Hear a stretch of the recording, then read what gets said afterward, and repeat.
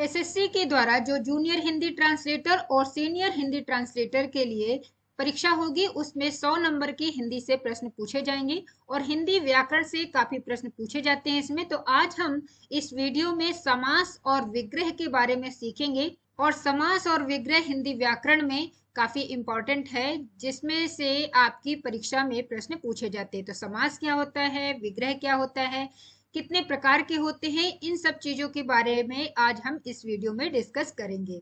जिन परीक्षाओं में हिंदी भाषा से प्रश्न पूछे जाते हैं उसमें समास और विग्रह से भी काफी प्रश्न पूछे जाते हैं। तो सबसे पहले हमें पता होना चाहिए कि इस समास शब्द का अर्थ क्या होता है। समास का अर्थ होता है संक्षेप और विग्रह का मतलब होता है किसी चीज को अलग करना।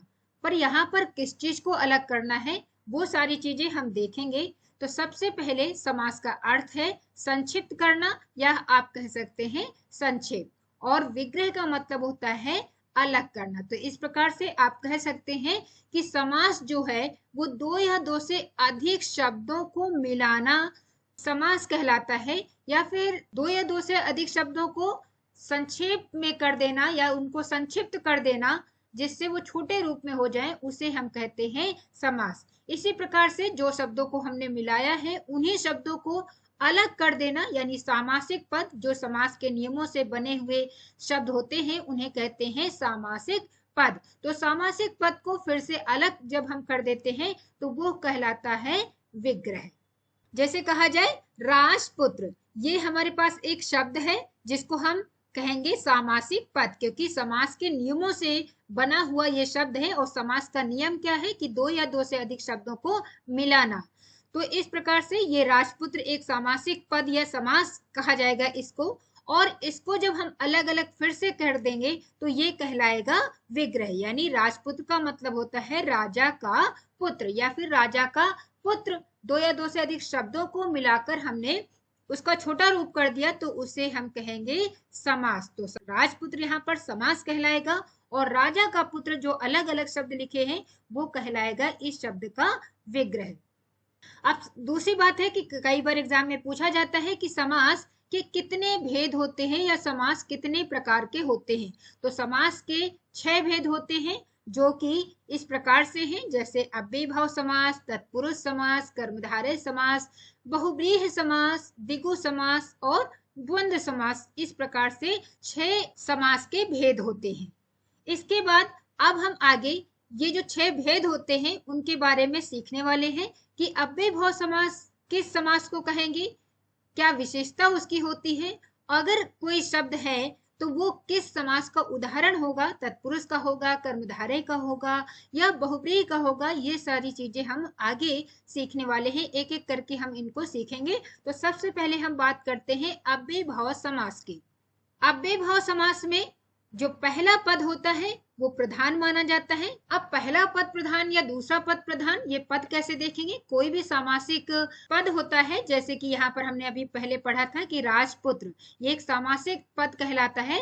तो किसी भी सामासिक पद का या समास का जो शब्द होते हैं उसके 2 पद होते हैं, जैसे कि यहाँ पर राज और पुत्र।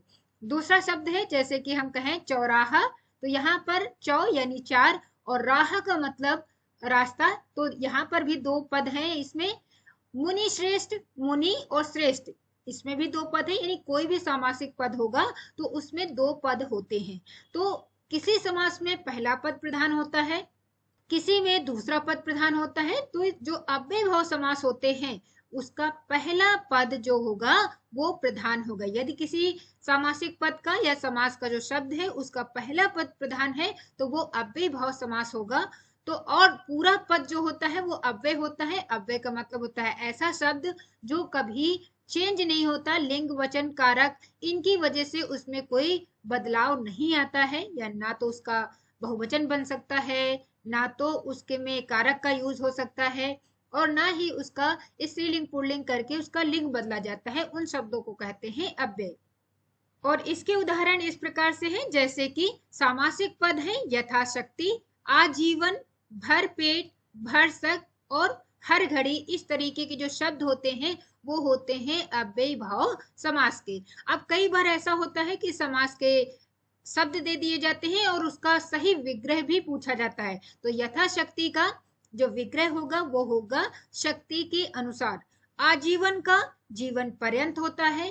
भरपेट का अर्थ होता है पेट भर कर। भरसक यानी शक्ति भर। हर घड़ी का विग्रह जो होगा वो होगा प्रत्येक घड़ी।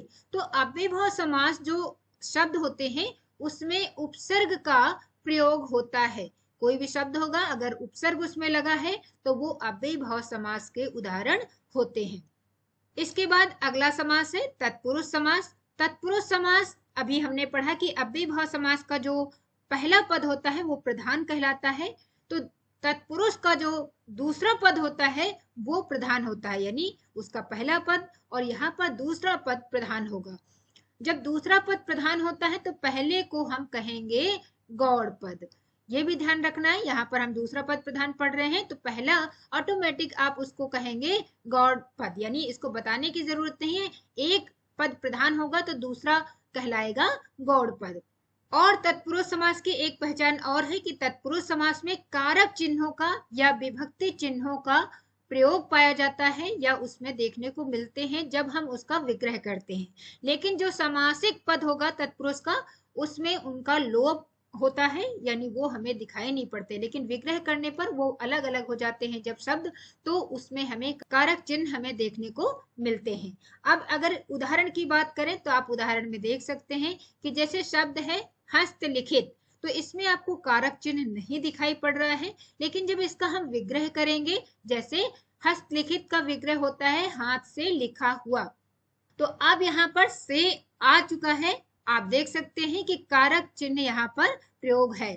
कष्ट साध्य, यहाँ पर आपको विभक्ति चिन्ह का लोप दिखाई पड़ता है, लेकिन विग्रह करने पर आपके सामने एक विभक्ति चिन्ह आ जाता है। घुड़सवार का मतलब घोड़े पर सवार होता है, पर भी एक विभक्ति चिन्ह है।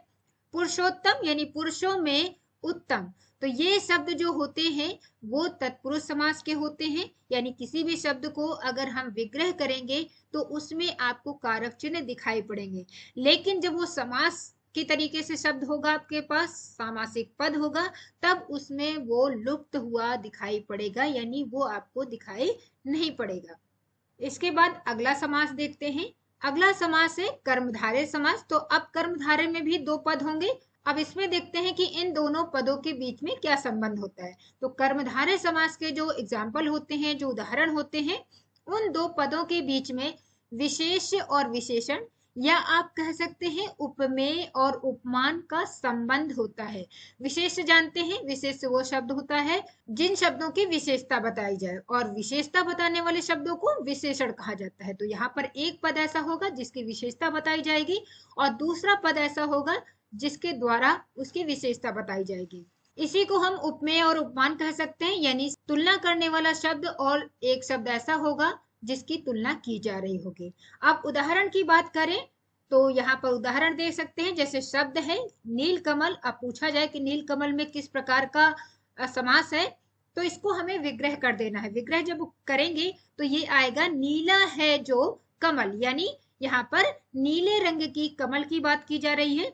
और नीला पीला ये जो रंगों के नाम होते हैं वो विशेषण शब्द होते हैं, और किसकी विशेषता बताया जा रहा है, कमल की, कि कमल कैसा है, नीले कलर का है। तो इस प्रकार से इस शब्द में विशेषण और विशेष्य पाया जा रहा है। तो ये उदाहरण जो होगा वो होगा कर्मधारय समास का। इसी प्रकार से और भी शब्द हैं, जैसे कि कमल नयन, यानी नयनों की विशेषता है कि वो कमल के जैसे हैं। मृग नयनी यानी मृग के समान नैनों वाली, यहाँ पर बताया जा रहा है। देह लता, देह रूपी लता, यानी इन सभी शब्दों में एक विशेषण और विशेष है, या कहा जाए कि एक उपमान शब्द है और दूसरा उपमेय है। तो इस प्रकार के जो उदाहरण होते हैं वो कर्मधारय समास के उदाहरण होते हैं, जिसमें दो पदों के बीच में समानता, तुलना या विशेषता पाई जाती है। इसके बाद अगला समास जो है वो बहुब्रीहि समास है। इन समास का कोई सीक्वेंस नहीं होता है, आप किसी भी समास को पहले या बाद में पढ़ सकते हैं। यहाँ पर हमारा अगला समास जो है वो है बहुब्रीहि समास। बहुब्रीहि समास में दो पदों में कोई भी पद प्रधान नहीं होता है। जब दोनों पद प्रधान नहीं होते हैं, तो तीसरा पद जो होगा वो होता है यहाँ पर प्रधान, या फिर उसे कह सकते हैं कि अन्य पद जो यहाँ पर होगा वो कहलाएगा प्रधान, या वो होगा प्रधान। दूसरी बात है, बहुब्रीहि समास के उदाहरण को आप इस प्रकार से भी समझ सकते हैं, पहचान कर सकते हैं कि जो देवी देवताओं के नाम होते हैं, राक्षसों के नाम होते हैं, या किसी भी विशेष चीज का जो नाम होता है वो होते हैं बहुब्रीहि समास के उदाहरण। अब जैसे उदाहरण की बात करें, जैसे कि दशानन। अब यहाँ पर 10 और आनन है, यानी 10 का मतलब गिनती है और आनन का मतलब यहाँ पर मुख है, लेकिन दशानन का मतलब एक विशेष अर्थ से लिया जाता है। वहां पर तीसरा पद प्रधान है कि 10 है आनन जिसके वह, यानी कि रावण। तो ये हमारा तीसरा पद है या फिर अन्य पद कहलाएगा। तो इस प्रकार से दशानन जो होगा वो बहुब्रीहि समास का उदाहरण होता है। चतुर्भुज यानी 4 है भुजाएं जिसके, वह यानी विष्णु। विष्णु तीसरा पद या अन्य पद है और ये प्रधान है, यानी विष्णु जी को कहा जा रहा है चतुर्भुज, तो इसलिए ये भी इसका उदाहरण कहलाएगा। गजानन पीतांबर, आप देख सकते हैं कि ये किसी न किसी देवता देवी देवताओं के नाम दिए गए हैं। तो इस प्रकार से जो देवी देवताओं के नाम होते हैं वो बहुब्रीहि समास के उदाहरण कहलाते हैं। गजानन का विग्रह होता है गज के समान आनन अर्थात गणेश जी। पीतांबर यानी पीले रंग के वस्त्रों को धारण करने वाला अर्थात कृष्ण। तो बहुब्रीहि समास को आसानी से आप पहचान कर सकते हैं कि यदि कोई शब्द है और उससे किसी विशेष अर्थ में लिया जा रहा है, किसी विशेष व्यक्ति का नाम है, किसी वस्तु का नाम है, तो उसे हम बहुब्रीहि समास में रखते हैं। अगला समास है द्विगु समास। द्विगु समास बहुत सरल है, आसानी से आप इसको पहचान कर सकते हैं। 2 पद जो समास में होते हैं, इसमें जो पहला पद होगा वो कोई ना कोई गिनती लिखी होती है वहां पर, या कह सकते हैं वह पद जो होता है वो संख्या दी गई होती है। यदि किसी शब्द में आपको पहला पद संख्या दिखाई पड़ रही है तो वह उदाहरण द्विगु समास के होते हैं। द्विगु समास के उदाहरण जैसे कि चौराहा, आप देख सकते हैं ये पहला पद और ये दूसरा पद है। चौ मतलब यहाँ पर चौ का मतलब 4 है, 4 गिनती आपको दिखाई पड़ रही, तो आप आसानी से इसको कह सकते हैं कि चौराहा जो है वो द्विगु समास का उदाहरण होगा। चौराहा को जब हम विग्रह करते हैं तो इसका मतलब होता है 4 रास्तों का समाहार। त्रिदेव, त्रि का मतलब 3 है, तो यहाँ पर भी गिनती आपको दिख रही है, तो ये भी आपका उदाहरण द्विगु समास का होगा। और ऐसे शब्दों में जब हम विग्रह करते हैं तो उन शब्दों में आपको समूह या समाहार का प्रयोग दिखाई पड़ता है। जैसे यहाँ पर समाहार है, यहाँ पर समूह दिख रहा है, तो विग्रह करते समय समूह या समाहार आता है। अठन्नी, अठन्नी का मतलब होता है 8 आनों का समाहार। सप्तर्षि यानी 7 ऋषियों का समूह। तो इस प्रकार से सभी सप्त मतलब 7 होता है, इसमें भी गिनती है। अठन्नी में 8 यहाँ पर गिनती है। तो अगर किसी शब्द में पहला पद जो है वो आपको कोई संख्या दिखाई पड़ रही है, 1 2 3 4 कोई भी संख्या दिखाई पड़ रही है, तो वो शब्द जो होते हैं वो द्विगु समास के उदाहरण होते हैं। बहुत आसानी से आप इसको पहचान कर सकते हैं। इसके बाद अगला समास है द्वंद्व समास, और ये आखिरी समास होगा। द्वंद्व मतलब एक तरीके से लड़ाई झगड़ा आप कह सकते हैं, इसका विपरीत कह सकते हैं। द्वंद्व के कई अर्थ होते हैं, तो इस समास के जो उदाहरण होते हैं वो आप कह सकते हैं कि एक दूसरे के अपोजिट होंगे। बीच में यहाँ पर एक चिन्ह लगा होता है जिसे हम कहते हैं योजक, नियोजक, उसका प्रयोग होगा। और विग्रह करते समय और या फिर अथवा शब्द का प्रयोग मिलता है।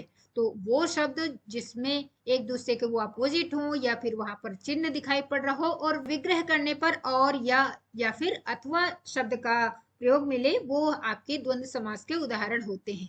अब देखो यहाँ पर आप इससे भी समझ सकते हैं कि द्वंद्व का अर्थ होता है जोड़।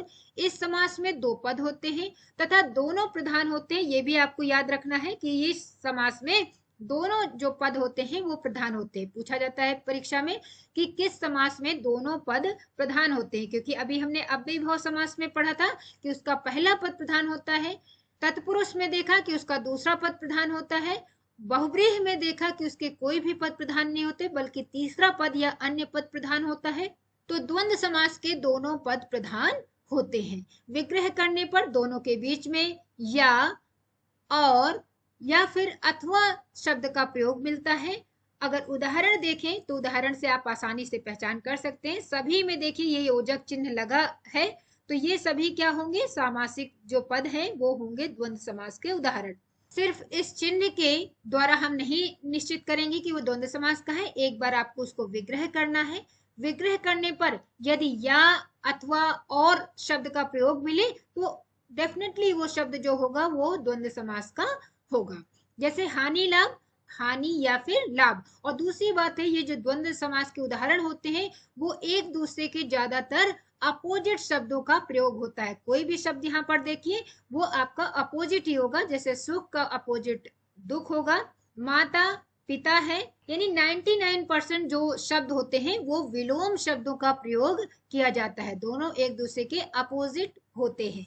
और जब हम इन सबको अलग अलग करेंगे तो जैसे राम कृष्ण है, राम और कृष्ण, तो योजक चिन्ह भी दिखाई पड़ रहा है और विग्रह करने पर और शब्द का प्रयोग आ रहा है, तो इस प्रकार से राम कृष्ण भी द्वंद्व समास का उदाहरण होगा।